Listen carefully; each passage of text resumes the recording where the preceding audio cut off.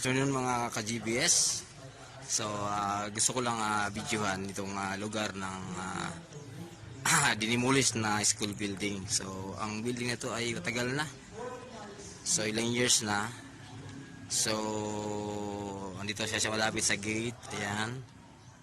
Kaya kailangang i-demolish kasi very risky na siya sa mga bata. Ano? So ayan, naka-corner po muna dito yung lugar na ito. So yan yun siya. Natapos na. Hindi ko na kasi na-videohan. Kanina na nakapag-live pa kasi ano yun ako sa akong channel. Yung pagkukuha kanina, yung tinapos kasi kanina ng backhoe. So ito yung lugar. Ayan, pakita ko sa inyo. Yan yung mga kuhan. So ito mga scrap materials. Ibibid din yan siya. Ibibinta sa mga kuhan.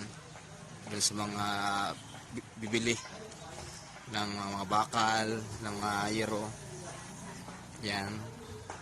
So ito yung mga dito. Hanggang doon yun sa dulo.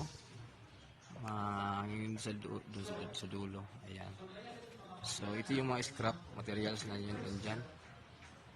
Ayan. So sabi nga nila, kalakal na yan, kalakal. Pero hindi yan basta-basta ikakalakal kasi idadaan yan sa process. So ang mga bakal na yan, pag ibibenta yan, highest bidder. So pag ang government bibili, lowest bidder. Pero pag magbibenta, highest bidder. So ayan yun ang atin sa government. So ayan.